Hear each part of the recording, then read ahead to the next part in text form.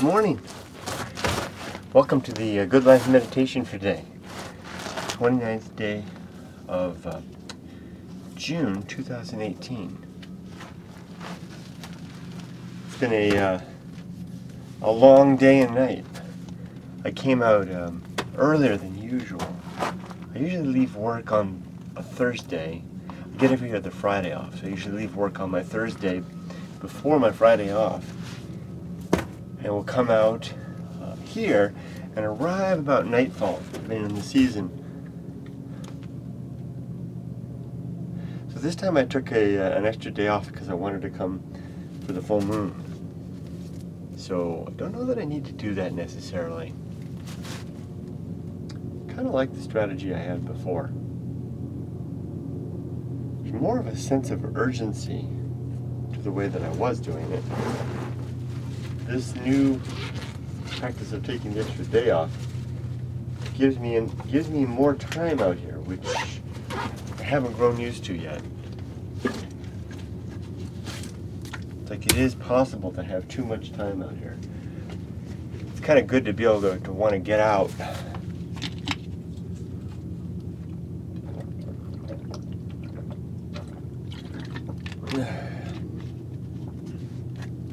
So it's still early morning. What time is it? 5:53. Oops. Better double check that.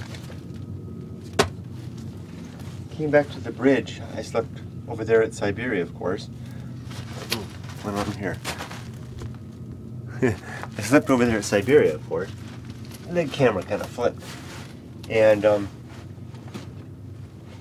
wanted to come back here, have some breakfast, and then do a little writing, but I can feel that it seems like my water's leaking. So let me take care of this real quick. And so let's get started. Let's do the Good Life meditation. The Good Life is my daily... Meditation is not the right word. You know, you think of meditation and you think, oh... Of course, you know, meditation has different meanings. It could be just it could be that, but it could also be just to think on something. And that's what it is. Why was this leaking? My water bladder looks like a catheter, huh? It seemed to be leaking. Let's lay that aside. I can figure that out. Maybe not. Yeah, it was leaking a little bit. Something was leaking. Okay, let's go. So this is my daily activity to remind myself of my objectives and principles so that I keep them close in my mind and have them always at the ready throughout the day. I can make good use of my time, my life. Because my concern is that I'll come to the end of my life and I don't want to feel like I didn't make good use of this time. It's a tricky thing when, for a guy like me, a nihilist, doesn't think there is necessarily any particular good, capital G, use of time. That it's all relative to our opinions and perspectives of the world. So first you have to, I mean, that's why, maybe that's one of the reasons that religion is so easy, because it just relieves us of the burden and weight of having to develop and maintain our own goodness, our own reason, our own definition of goodness, and our own reason for being. You can just prescribe to the popular concept. You can listen to Reverend Steve on the weekend. You can pick up the Holy Book, swing it open to a chapter in reverse, and like a Rorschach test, find something in there that seems to relate to the here and now and the challenges that we face. To do it this way is certainly a lot harder, a lot more work, especially this part. But it's also quite satisfying. And if I remind myself every day, it kind of stays foremost in my mind. So let's do it. First, number one, is the first objective, is the objective. And if I forget, I can look over because I'm starting to write them in chalk up on the beam up there. Number one is to be always ready to die. To live a life where I have my affairs settled, my relationships in good, sound order. I'm ready to go at a moment's notice, with few regrets.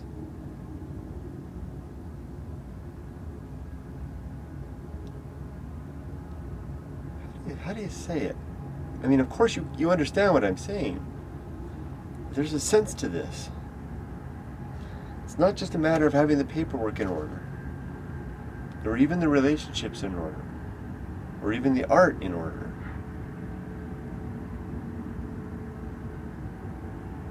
It's more just being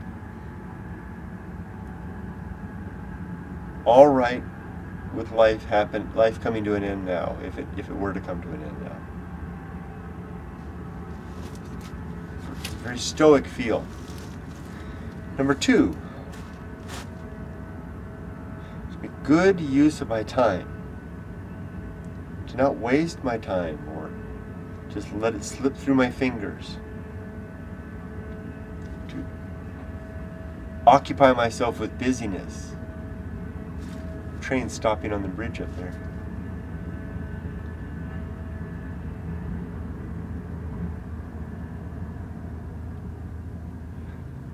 But then, if you get deep enough into this stuff, you have to ask yourself, what constitutes a good use of time? Because if there is no absolute purpose, what end are you striving towards? Now, I know the answer, because the answer is that I develop my own end. My purpose is virtue, so I live to a good use of my time is living in pursuit of virtue.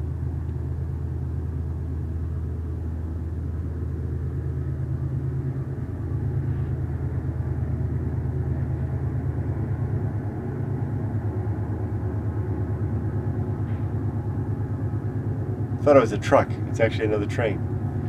3. The development and maintenance of good, sound life principles. That's these 6 and 20. So work on them. Build them. Sure sounds like a truck coming, but it's another train. And we should hear the horn in just a bit. Number 4, good emotional reactions. To react well throughout the day to whatever happens, whatever comes. To not let things ambush me unnecessarily. Like react well to the fact that I've got 2 trains that are coming. I could get upset that it's upsetting my quiet, peaceful soliloquy here. But instead, I'll just react well. Move closer to the camera. Don't let it bother me so much. In fact, make use of this time to start my coffee. Here we go. Bear with me for just a second.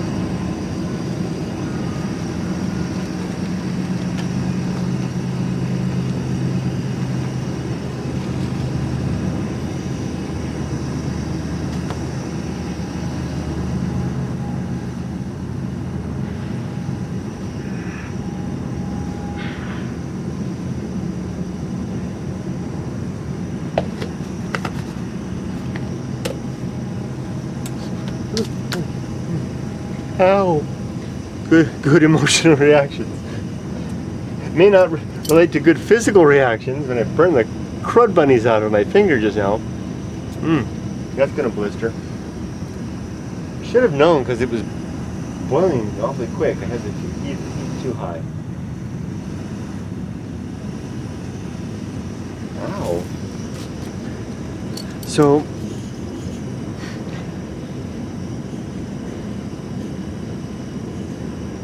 the good emotional reactions, just reacting well, whatever comes, you know, to the best of my ability. I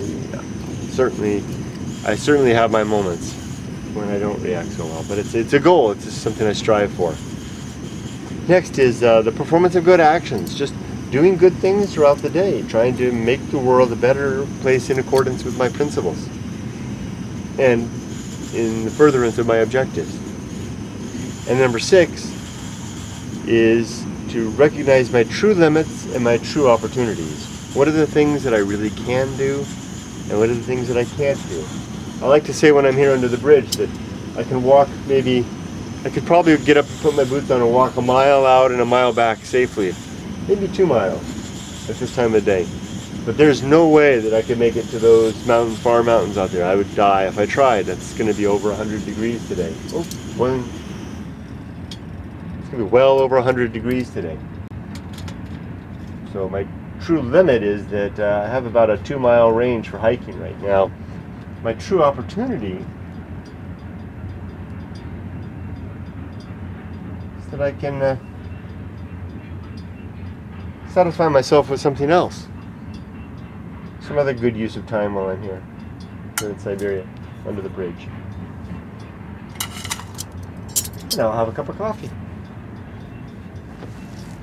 So next, is there anything else? I feel like I'm kind of moving fast, but that's good. I usually linger too long on this stuff. 20 principles. Number 1 is war. To wake each morning ready to go to war with everything that I hold dear. To fight it. To look after those things. Those things I love. The things that one might want to just hold on to by virtue of faith, just because they mean so much to me. I got to hold on to it. I want to be the opposite approach. I want to attack those things. I don't want to ever, faith, that's why faith is one of my sins in my worldview. I don't want to ever hold anything on faith. Faith, let me carefully define that. Faith has several definitions. I'm not talking about the faith that I have in my wife and her fidelity. I'm not talking about faith that the sun's going to come up again. These are things that are more akin to trust by virtue of the evidence of the fact of their repeated consistency. My wife's 30 years of fidelity, apparently. The fact that the sun seems to always come up. These things. As opposed to the more religious definition of faith as evidence of things unseen. Evidence of things unseen. Things unseen are things unseen.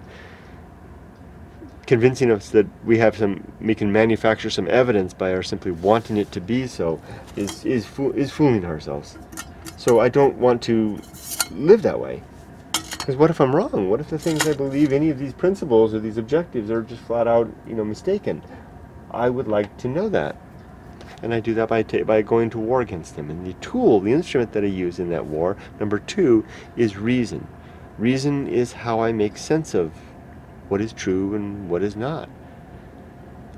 And the sub-principles for reason are honesty and objectivity. Now, I'm just recently became, and I don't want to bog myself down in any philosophical talk, but I just became acquainted with what's called the postmodernist philosophy, which kind of threw a monkey wrench in my worldview. You look into it if you're interested.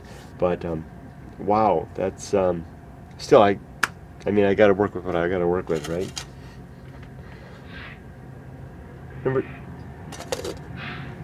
Number 3.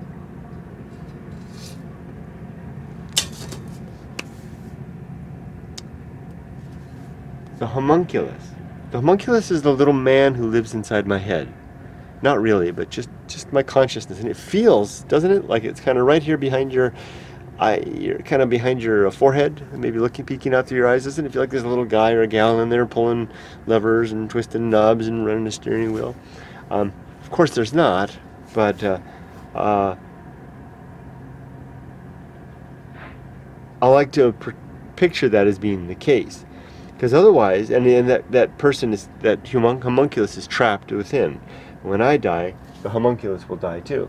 And I like to remember that so that I don't fool myself into thinking that I'm going to somehow survive my death.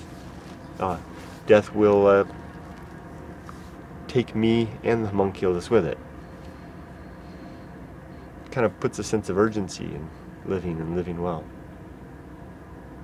But that's that same urgency that I try to temper back and try to be ready to die at any moment.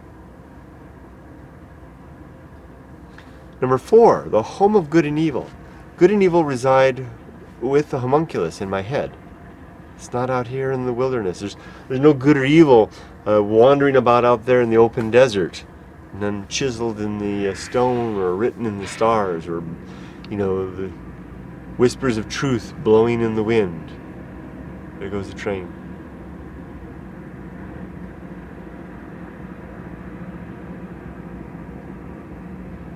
It's all in here. Good and evil are opinions and objectives, and they are subjective. Sometimes it appears objective because so many of us will agree on the same thing. That's because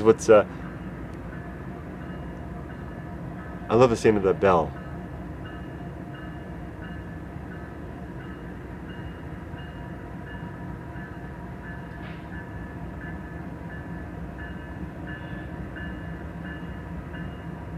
Might appear objective because so many of us will agree to take care of one another, to not rob or steal or murder or perform theft of any sort or misrepresent.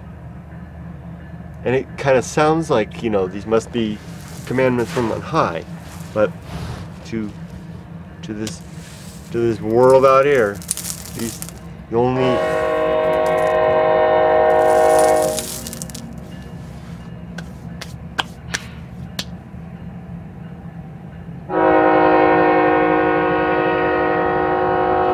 the next one is short.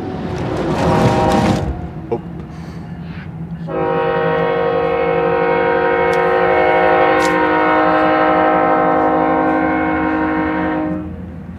What I was trying to illustrate with the sand was that one of the only laws, or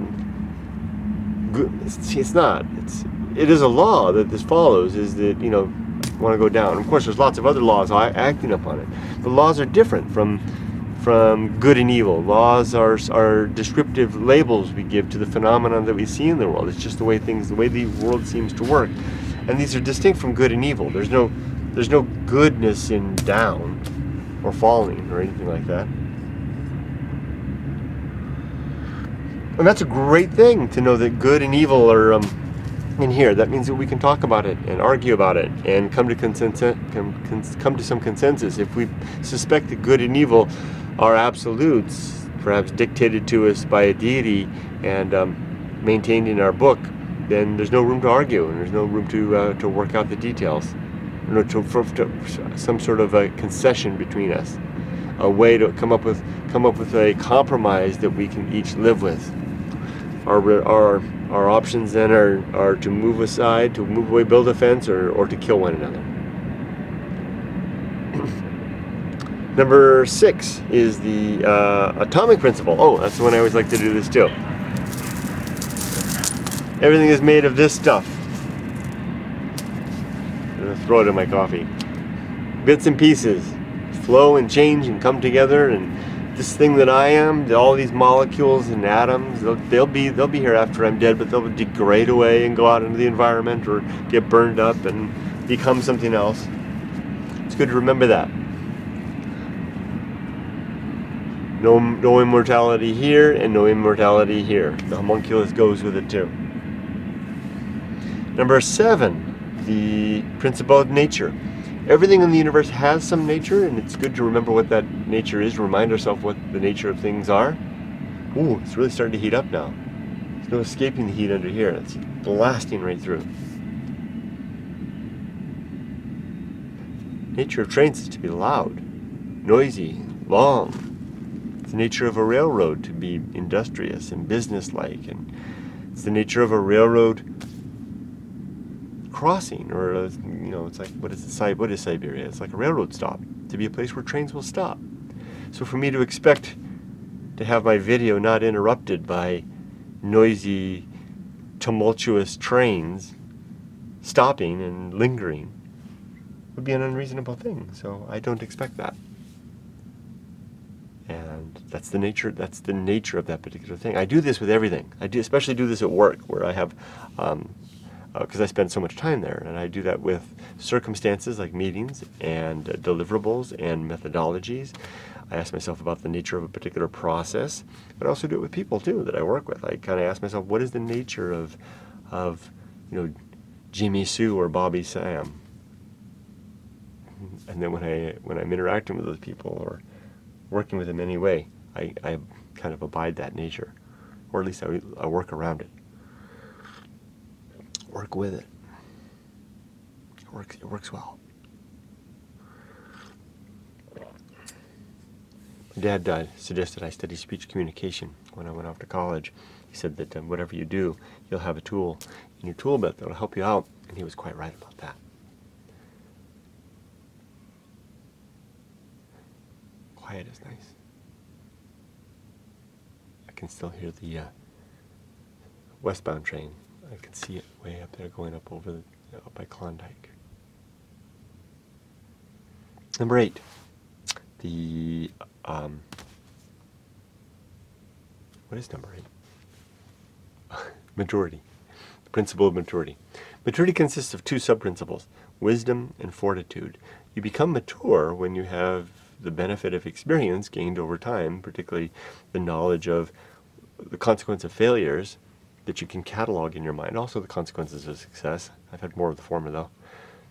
And then also you have the fortitude, the gumption, the will to follow through with, to live better, leveraging your wisdom towards a better life.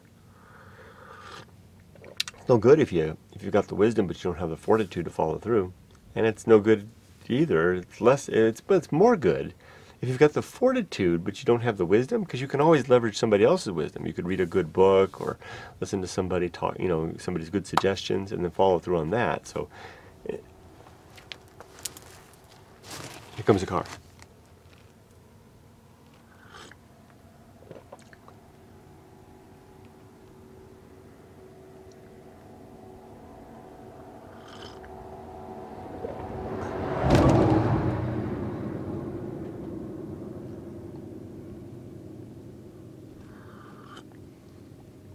I like to listen to them as they go past. That Doppler shift.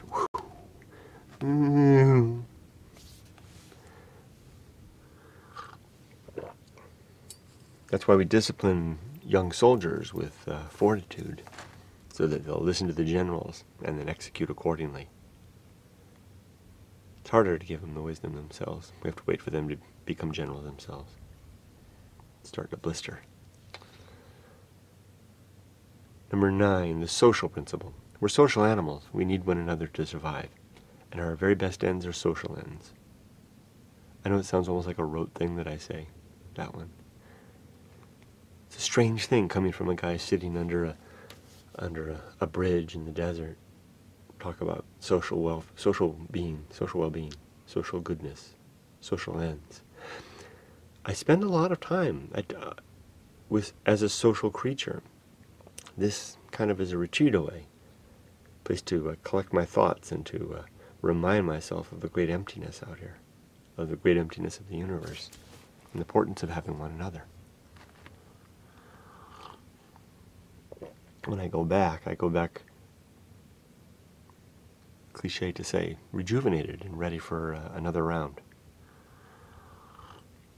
That's why I try to do this every 2 weeks. It's good to do social ends. It's good to do things that are good for the many. Number 10, the Feast of Offal. Offal, of course, is when a butcher is cutting up a meat, and it's the waste and byproduct left over, maybe the guts and the fingernails and the hair. I started to be graphic. And a butcher might either do one of 2 things with that. They'll either toss it away as refuse, or maybe grind it up into sausage and put put it out on the counter and sell it, as the sausage or whatever, or maybe find some other use for it. Feed it to pigs, or, oh gosh, that's gross. Imagine feeding pigs to pigs. You get the idea. It's the stuff you don't want. We have a type of offal that comes out of us through the course of our living. It's what happens when our emotions get the better of our self-control. And like for example, if I was to burn myself on the, like I did, burn myself earlier, and instead of kind of try to manage it in what I think would be a more reasonable, maybe a more silly way, what if I was to really get pissed? It's like, God damn it, take the thing, knock it over, and what if that happened and my family was around, right? I wasn't here alone. And, God damn it, happens every single goddamn time I come out and do this shit. I'm always getting burned by the thing. Okay, you see, I mean, it's like a slap in the face. I don't know if you feel it, but coming through the camera, but I certainly feel that. That's a kind of an offal. Kind of like I said, the waste of the butchery. Sorry for my foul language, by the way. It kind of comes out. It's part and parcel of that. Fortunately, I don't do that much anymore. So it kind of shocks me. When we live in an unprincipled and an undisciplined life, we don't train ourselves to have good emotional reactions. These things happen to a greater or lesser degree, whether it be, burning yourself and getting upset, or road rage on your way to work, or your boss comes and gives you an assignment that, on top of all this other shit I gotta do? You get the point, right? The funny thing is, the reason I call it a feast is that it's bad enough that we do this, but others around us seem, for some reason, eager. I think I just came up with the reason. Eager to consume that. So, I do, I'll get all, God dang it, just burn myself. And my wife will look at me and she'll say, settle down, or whatever she'll say, I don't know. And I kind of get her upset, right? And then my daughter will be like, oh, what's Dad doing? And all this stuff. And it's almost like I'm spewing out all this waste and byproduct, and they're kind of gobbling it up and getting them all upset. And now we're all sharing the feast of offal, right? So I try to avoid two things in my life. One, I try to avoid giving out the waste by having good self-control. And then when I see others doing it, I try to avoid consuming the waste that they're giving out. That is actually something that can be done. It comes with practice. And what was the thing I just said that I realized? It had something to do with keeping ourselves distracted. Yeah, maybe this wasn't it, but this is kind of a side thought. Maybe, the big thing is, coming out to a place like this, you realize the universe just doesn't give a damn. It just is. If I stay alive or go keel over and die right now, the desert doesn't give a damn. It doesn't care. Or at least it doesn't give any evidence, any hint that it cares. So, I sometimes think that we do a lot of stuff we do just to kind of distract ourselves from all of that. Staying around people, watching TV, getting on our phones, working really hard, staying in the city. All that stuff. Come out to a place like this and spend a little time here, and you're like, damn, scary. So that's the Feast of Offal. I try to avoid contributing to it, and I try to avoid consuming it when it comes my way. Number 11, temperance. Temperance is our, and I put it there close to the Feast of Offal because it's temperance that allows us to basically avoid contributing to or consuming the feast. Temperance is our controlled consumption. That can be consumption of food, drink, or activities, work, play, or even our emotions. Consuming anger as it rises up, I burn my finger, instead of running with it, I simply, wow, ow, ow, ow, and try to temper my emotions, to try to keep it there. Or if someone says something, untoward or hurtful, temper the emotions that arise from that. 3 sub-principles of temperance: suffering, simplicity, and apathy. Suffering because we suffer when we are temperate, because we're denying ourselves what we want. I'd really like another cup of coffee, but one's enough. So I kind of have to suffer a little bit because I want that second cup. I've still got enough for my first left. Simplicity. And I'm all for second cups. That was... I'd never limit myself to just one. But I would limit myself to just one cookie. 2, simplicity, because a simple life is a temperate life. If you can basically build a simple life, then temperance comes easier because it's part and parcel of it. Apathy. Apathy has a bad rap. Apathy sounds like we don't care, but really the way I'm trying to use it is we're apathetic towards the things that we can't control. Like I can't control whether this lump here on my side actually becomes cancer. I've gone to see the doctors, 3 separate doctors over it, over 10 years, as it slowly gets bigger and bigger. And they all tell me that it's benign, there's nothing to worry about. They say that it's more risk to take it out, that I'll basically die before it becomes large enough to even be an issue. So, what if they're wrong? Well, I've done my due diligence, right? I've seen 3 separate doctors. All 3 of them have said the same thing. If it turns out they're wrong and it turns out to be cancer and I've got 6 months to live, the appropriate response is not necessarily anger or frustration or anything, but resignation in a way. But it's not quite the same. Apathy is not quite the same as resignation. This is something that I can't control. This is something that I can't control the fact of the cancer. I can certainly control my response to it and what I'm going to do. I did my best to try and weed it out first of all. There may be a lawsuit in the works, but that's kind of a separate thing. It's the fact of it's there. I'm apathetic. I won't get angry. I won't be like, oh, why did this happen to me? It's like, well, this has happened to me. What good use can I make of the 6 months that are remaining to me? Put my affairs in order for my family. Make sure my art is complete, and make sure that my relationships are in good shape, and enjoy some interesting and ironic moments in the time remaining. So the next is after temperance is apathy, agency, and the great indifference. You and I are agents. This little fly that's buzzing around here, that's an agent. All the plants back there are agents. This rock is not an agent. It's indifferent. The universe is made of this indifferent stuff.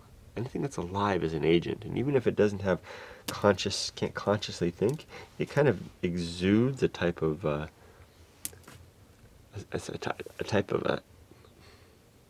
life. Can you call it a life force? Just the fact that it's there, and I look at a plant and it's not thinking. I can't talk to it, but I can see that it's trying. It's setting down roots. It's trying to survive out here in the desert. There's some motivation to that, some inspiration. There's no such motivation or inspiration to a rock slowly degrading down to sand. So before I started coming to the wilderness like this, I never saw the great indifference. All I saw was agency. Being in the city with family and friends and busy with work and shopping and TV and radio and all these distractions. It seemed like agency. The world kind of seemed like it was full of purpose. It wasn't until I started coming out here, going alone basically, that I started to realize that the universe is dominated by indifference. There really is no good reason to think that there's any deity or God behind any of this. If there is, it's doing a good job of keeping hidden, as witnessed by the fact that most religions, and they call it, even there's the word, religions invoke faith as their primary evidence for belief. Again, faith is evidence, is belief in absence of evidence. What the evidence suggests, or the lack of evidence suggests, is that the universe doesn't give a damn. That's the great indifference. it's good to remind myself of that. It's good to keep that in mind, because that puts all the weight and burden on my shoulders to live well, to develop good life principles and objectives, to be a good man in the days that I have, to make good use of time, to pursue virtue. Oh, I missed one. I just realized. I missed number 5. I'm swinging back all the way back to number 5. Number 5 is purpose. My purpose in my life is, if there is no absolute purpose in the world, there is no mandate written in our hearts, then what to do? Well, there's a mandate of sort, and that mandate is to survive. It's part and parcel of being a biological agent. So I continue. I work to survive. And I also have created another copy of myself and my wife and our daughter. And I brought her to adulthood. And she's viable and ready to go off and do her thing. So I basically met that purpose. That purpose. So there is a purpose of sorts, but it's kind of a part and parcel purpose of biology. It's not some absolute that seems to float in the stars, like I'd like to say. So what else? What do I do with the rest of the time? Well, I've decided that my purpose is, it's up to me to then decide that purpose. I've decided that my purpose is to be a good man and to pursue virtue and to make the world a better place. So then you ask her, well, what is all this virtue that you're talking about? What is the better place that you're referring to? And that basically is a world that has the improved, where the world gets better for thinking creatures, and for that matter, all creatures. And you can measure these things in very distinct, objective ways. For example, and I'd like to say, clean drinking water is better than dirty drinking water. Good sanitation is better than sewers in the streets. Comprehensive education for children all the way through college is better than giving them little or no education at all. Fostering good communication between the races, the sexes, and the nations is better than putting up walls. You see what I mean? These are very objective things. So I try to catalog these things and then pursue their ambition, pursue their realization. So my purpose then is biological, to live and to reproduce, and the pursuit of virtue, where virtue is defined as the wholesale improvement of well-being. Oh, did I give my definition of evil? Evil I define as the willful and conscientious negation of the well-being of thinking creatures. I know that's kind of a mouthful, but it kind of means that you understand, for example, that it's better to have clean drinking water versus dirty drinking water, but you decide nevertheless to throw fecal waste into the reservoir of drinking water. That's a willful and conscientious negation of the well-being of thinking creatures. That's evil. It's easy. Who knew good and evil was so easy?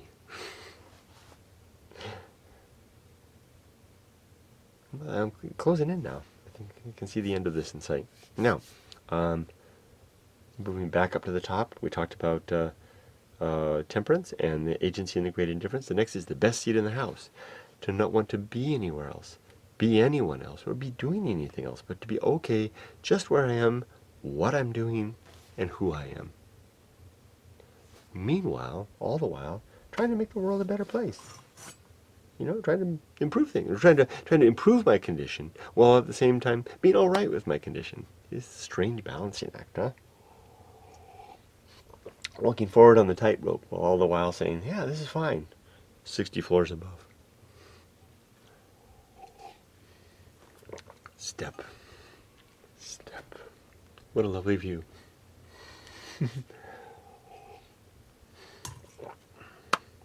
Next one, number 13. That's 13. The path of wildness. The path of wildness, which is how all this started. I started the path of wildness in Japan.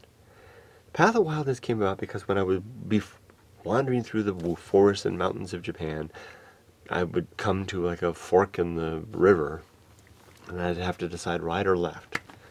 And I'd try to remember looking at satellite imagery of the topography, which one's going to have the waterfalls, which one might have the bears, And I would try to, use my rational thinking to kind of strategize which way to go.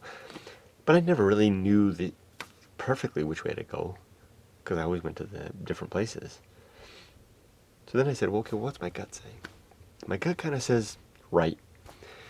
And I realized that utilizing my gut in that way as a push, excuse me, as a push against my rational thinking. So you think about it rationally as much as you can, you put together a case, and then you kind of nudge it with instinct. That was kind of a useful trick, because it could get me out of a situation where I didn't know what to do. Doshio, what shall I do? My gut tells me go here, and I'll do it. And time after time, I had an interesting experience for the result. It wasn't always a good experience. Sometimes I got bloodied and bruised up, and maybe it was a little bit dangerous, but it was always an interesting experience.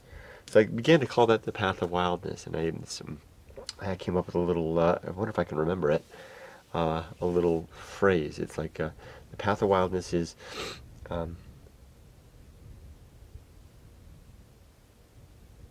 path of beasts, the leaves blown in the wind, and the direction of our first inclination, something like that. It's in the book, Going Alone. So I began to think, I can use that in other ways, when I have a tough decision to make, when I'm uncertain about a course in life to take, when I have a decision of any sort. Collect my thoughts, build a case based on reason, and then if that's not enough, nudge it with instinct. And it's worked very well.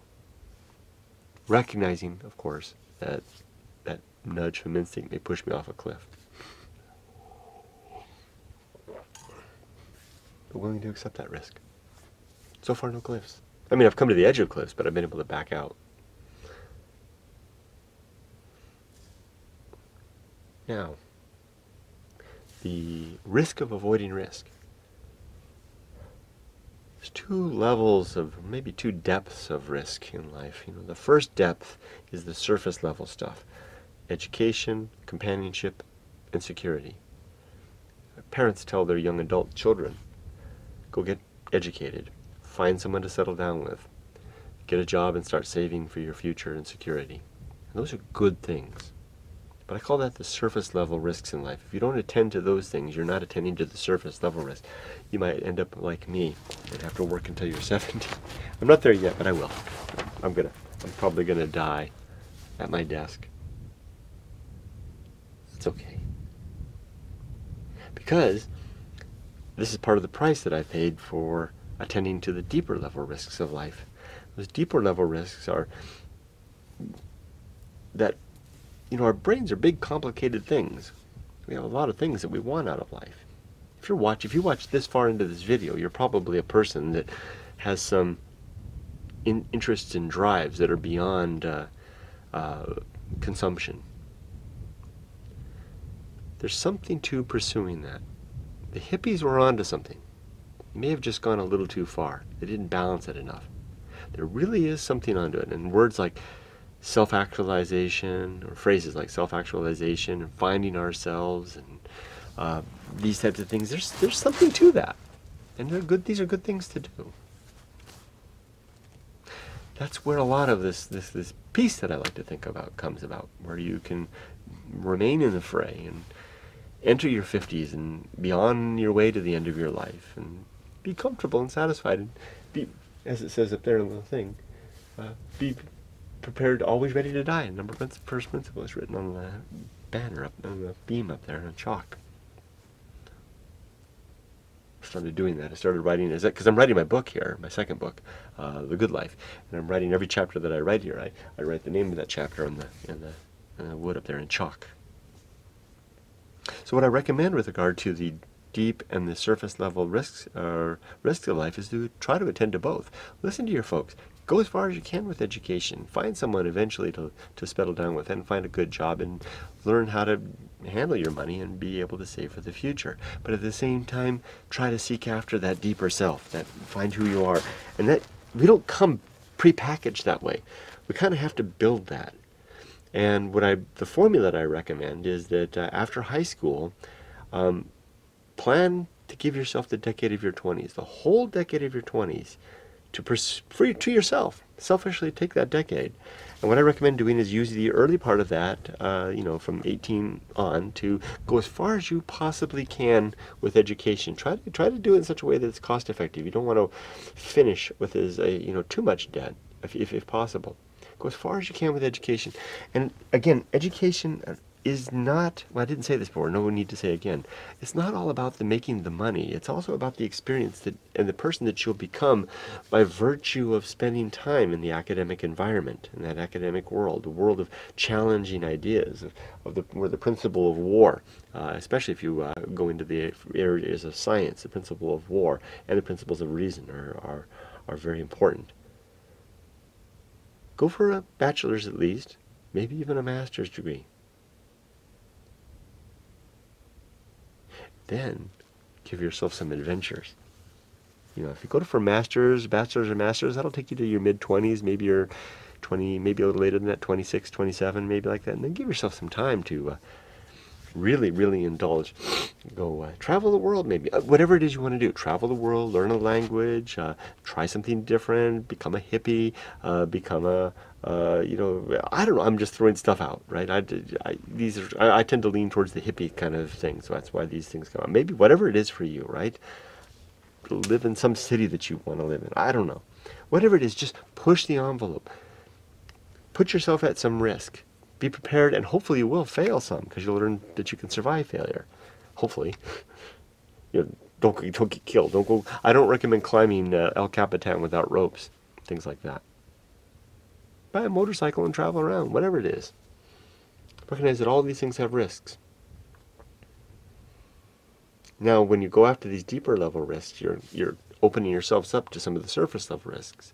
Because the people that you go to school with that start their careers right away have got a bit of a head start on you. They're going to start saving their money, and they're going to find their spouse, they're going to start having their kids and get a mortgage and all that stuff. And it'll look like they're kind of building all the trappings of the successful life. And maybe they are. For some people, that is enough. What I'm after is for the people, anybody that made it 47 minutes into this video, you're probably one of us that wants something more, something deeper out of life. And I can probably suggest that traditional life may not be enough.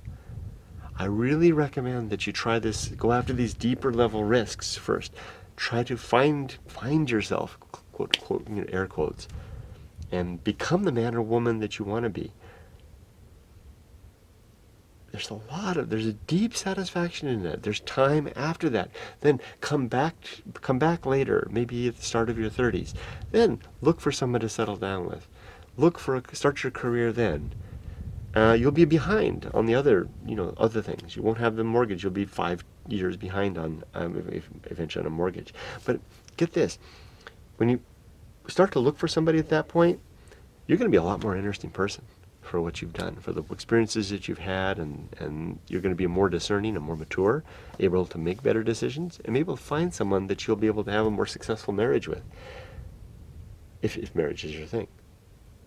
Also, children tend to come, I think, a little easier in some ways mentally at a later stage rather than, physically, we're younger and we're better now able to handle kids at a younger age, but there's something to be said for having kids later in life and being able to be more there for the kids. I think that's been my experience, at least. Especially if your heart's satisfied. You're satisfied with who you've become, and you're not longing back thinking, these kids cost me. I could have been having fun. I could have been in Paris. I could have spent a summer in Paris if it wasn't for these kids and this mortgage and this job. And why do I feel so empty? Right? I'm trying to avoid that. Now, if you're the type of person that you wouldn't be watching the video this far. If you're the type of person to whom that's not going to be an issue, then that's not going to be an issue. There are a lot of people out there that are just like that.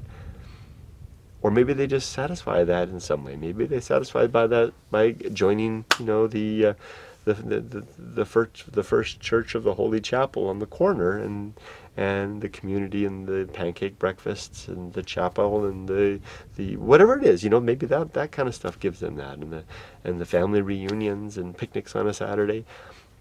Some of us, that's not. I don't know. We're different. I'm not saying different in a better way, just different. Watch out if you're one of us, because it'll haunt you later. The risk of avoiding risk. I think I've said enough about that.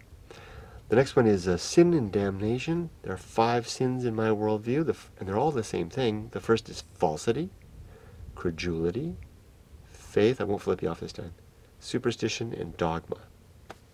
And they form a fist. Yeah, because they're a fist that punches yourself in the head if you subscribe to any of these things. Falsity, of course, is just, believing false things. Why would, not using reason and the principle of war. I'm pointing because it's written up there on the bridge to discern when something isn't true. Credulity and falsity. Credulity is an overwillingness and an eagerness to believe. It's just, it's gullibility in a way. And then it comes to faith, which is also gullibility. That's why I said they're all the same thing. I'm just giving you the labels that we sometimes see. Faith, and I almost flip you off again because it's the middle finger. Faith gives us the middle finger because faith masquerades as a virtue. We somehow have attributed to faith this great superpower that if you believe something on faith, then you are a virtuous person for some reason. It's the strangest thing in the world because faith requires no work whatsoever. It requires no justification whatsoever. It only requires that we suspend our critical faculties and just believe. Why would anybody consider that to be a virtue? It's beyond me. That's why I list it as a sin. And then the last two, superstition and dogma. Of course, superstition are just classifications of nonsense that we tend to believe because it either gives us entertainment or it just distracts us or provides some meaning in life, to pursue these things. And then dogma, the dogma, having the book that says the book, the law. Don't question it. Just follow this. No, question it. Doubt it. Challenge it. The sin part, the damnation part comes in falsity, credulity, faith, superstition, and dogma. And in ascribing to any of those things, we are instantly damned to living a life where we may be believing things that are untrue. And that's a lesser quality life, in my estimation. Almost done now. Oh, complete oblivion is next. When we die, here comes a car.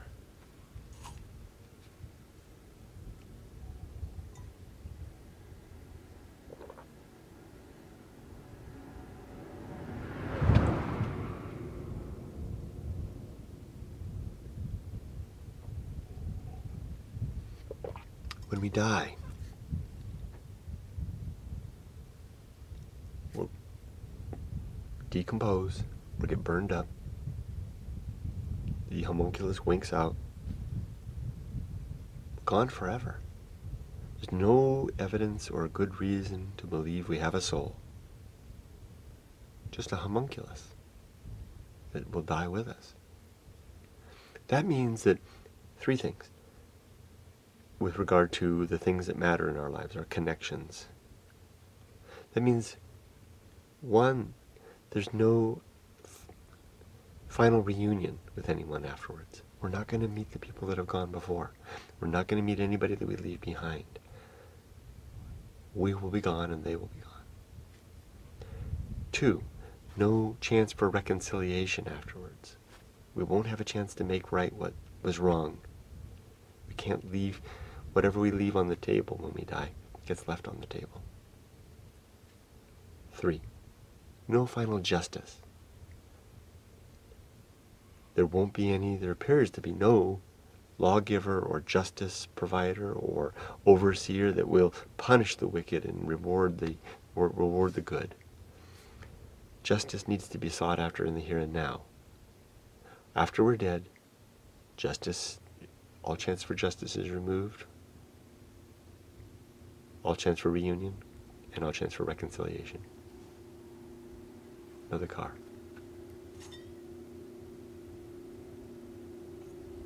Maybe a truck. Go vroom, vroom.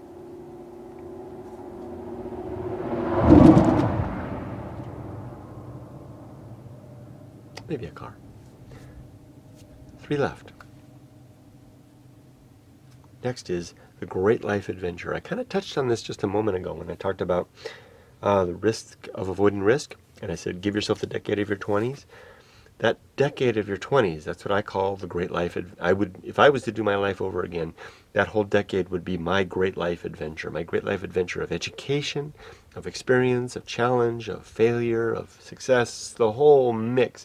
I'd emerge from my 20s wild and bruised and maybe hobbled a little bit, but I'd have a diploma in my hand. I'd have a sunburn from exposure to the wide open world.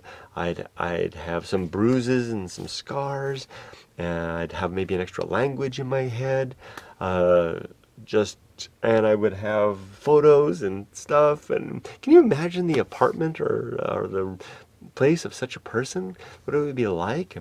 And wouldn't it be fascinating to spend time talking to that person? Another thing I say about giving yourself the great life adventure is that you kind of, in a way, you almost become a guarantee that you become the most interesting person at the cocktail party in later life.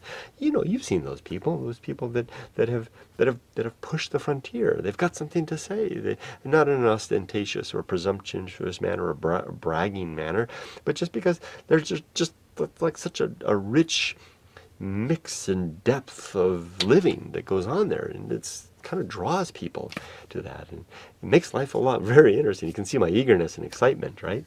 So I would say if I had to do it over again, that's how I'd do the 20s, and I'd suggest that to my daughter as well. But you can also give yourself little micro adventures like I do here. This is a life adventure. I do this every 2 weeks. I come out to the desert, wander around on the motorcycle and get all frizzly hair, take my shirt off, sit under the bridge, go, man, just write in my book, whatever the case may be. And it really, it's kind of a catalyzing thing. It just, I come back to home and I'm working, I'm like, yep. I mean, it really does kind of result in happiness in a way for me. It's part of the reason that I'm always ready to die.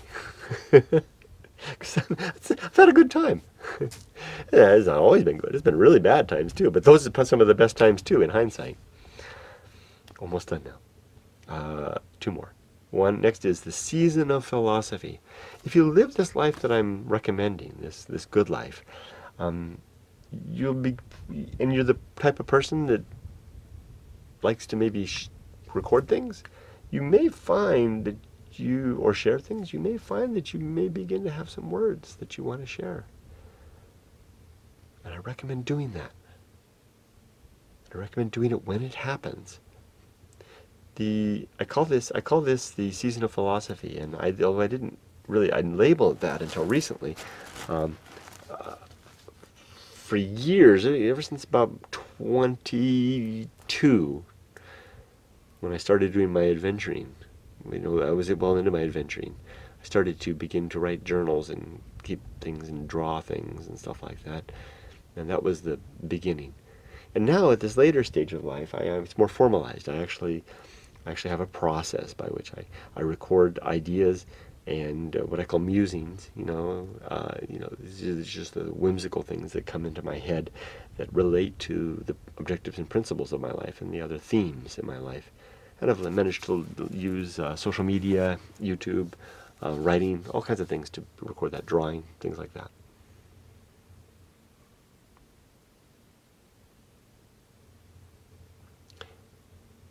If you don't do it when the time comes, you probably find those words will be gone forever. It's like it's like wind passing through the desert. If you don't get out and stand in it and let it cool you down, it'll pass and you won't have a chance to do it later. And the wind that comes later will come from a different direction and have a different scent different temperature. Record. So I recommend record all these things as they come. Find a way to do it. That's why I keep these things handy. You know, my vlogging camera, my journal, whatever the case may be. Season of philosophy. Record it. And watch out, because if you wait too long, you may find that you're so old and decrepit that your mind is still there, but you don't have anything to say anymore. I mean, you don't have the capability to get it down. So maybe, wouldn't that be terrible to be, well, you could still use the good emotional reactions and best seat in the house to simply say, well, this is the circumstance, right? I've got the thoughts, but maybe stroke has hit me, and I can no longer use my limbs. It could be one side. Maybe I can no longer use my limb to write. Wouldn't that be a tragedy? Too bad. Yeah, wouldn't it be better to have written it when you had the chance? But then again, it was also a great opportunity to exercise temperance, right? Temperance towards the frustration that must come from that. But your word will probably be lost unless you can find another way to do it. So watch out for that. I feel like I'm kind of beginning to end in a sour note. It's okay. It's a cautionary note for me myself, and if you find it interesting. Now one more: arena and utility. Life is an arena.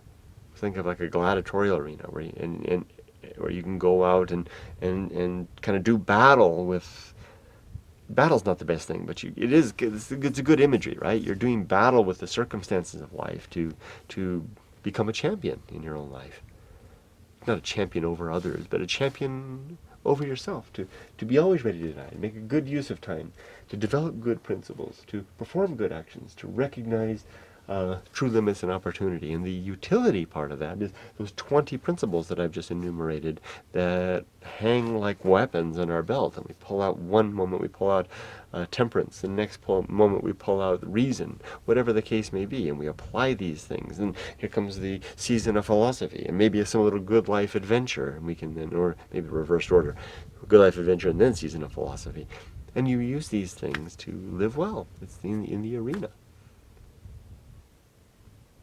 And that's kind of it. That's my little philosophy. The good life. Thanks for listening. Now it's time for me to wrap up. It's been just over an hour. Wrap up. I'm going to have another cup of coffee. Yes, I am. Then I'm going to make my breakfast. And then I'm going to do a little writing. And then I'll hop on the bike and head home to my family. My wife and my daughter. My responsibilities. My job. My coworkers. My society. And my time, the limited time that remains to live well in this one life that I appear to have. Thank you for joining me. Take care. Make it a good life. Bye-bye.